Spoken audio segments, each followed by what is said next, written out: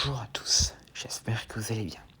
On se retrouve pour le 12e épisode de What If Monsterverse. Aujourd'hui, je vais vous parler de ce qui se serait passé si Kong avait affronté Gorosaurus à la place des rampants du crâne dans Kong Skull Island. Donc commençons. Alors le début c'est assez similaire, donc Monarch et les militaires arrivent sur Skull Island et la bombardent pour tester la composition de son sol. Et puis Kong arrive et détruit tous les hélicoptères. Et puis finalement, sans que personne ne le sache, à l'exception de quelques créatures, les explosions réveillent des Gorosaurus. Et donc les Gorosaurus qui sont réveillés, ils ont des tailles assez variées.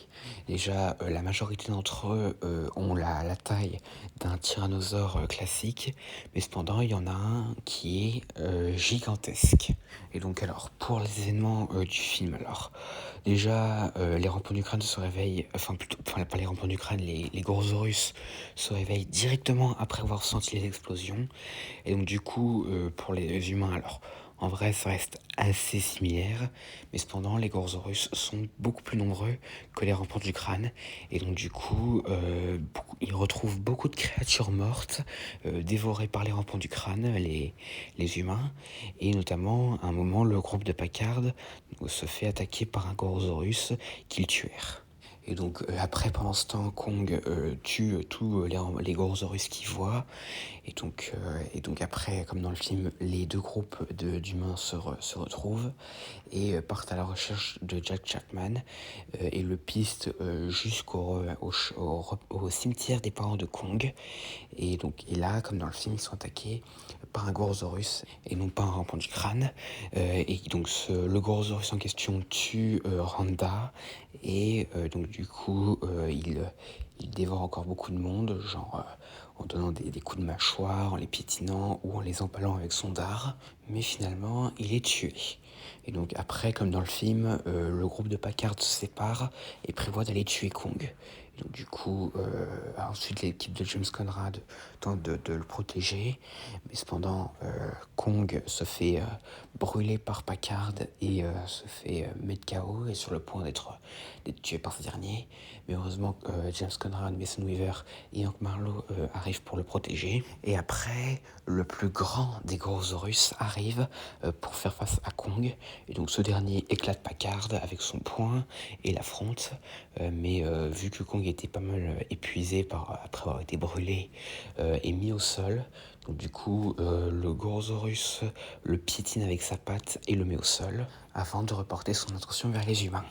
Et donc après, comme dans le film, Kong revient plus tard et fait face de nouveau à Gorosaurus. Et donc le combat, contrairement au combat dans le film entre Kong et Ramarak, cette fois-ci il est un peu plus long parce que Gorosaurus, il a quand même un peu plus l'avantage, contrairement à Ramarak, déjà parce qu'il a son dard qui lui permet de piquer Kong à certains moments, ses griffes qui permettent de donner de violents coups à Kong au visage, ou encore sa morsure qui lui permet presque d'arracher le bras de Kong. Mais attention, il le fait pas, hein. Mais heureusement, Kong arrive quand même plutôt bien à se défendre, genre en transformant un arbre en arme qui lui permet de donner un grand coup dans la tête de Gorosaurus, ce qui l'étourdit un petit peu. Mais n'empêche, le combat est quand même très violent parce que Gorosaurus fait beaucoup saigner Kong. Mais cependant, au bout d'un moment, Gorosaurus appelle d'autres Gorosaurus et du coup, ces derniers mordent Kong un peu de partout et attaquent aussi les humains. Mais Kong réussit quand même à en tuer beaucoup puisque ce sont des Gorosaurus de la taille d'un T-Rex classique, donc du coup ils sont assez faciles à tuer pour Kong et les humains un petit peu aussi. Et puis après, comme dans le film, Kong sauve Mason Weaver après l'avoir fait tomber accidentellement dans l'eau en renversant Gorosaurus. Et donc, mais cependant, il la dépose juste à temps avant que Gorosaurus ne revienne l'attaquer.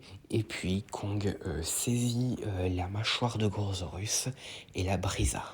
Et donc du coup, et après, tous les autres petits Gorosaurus, en voyant leur chef mort, s'enfuient. Et pour la conclusion du film, cela reste la même. Et donc c'est la fin de ce What If. Donc alors après, je sais c'est pas vraiment trop différent du film, parce que là, En vrai, on remplace juste les rampants du crâne par les Gorosaurus, mais bon. Mais si cela était arrivé, déjà ça aurait fait un rapprochement avec les anciens films de King Kong, et aussi ça aurait été beaucoup plus violent, parce que les Gorosaurus sont quand même un peu plus forts que les rampants du crâne. Et donc du coup, voilà, j'espère que cette vidéo vous aura plu, n'hésitez pas à me dire ça dans les commentaires, et à la prochaine.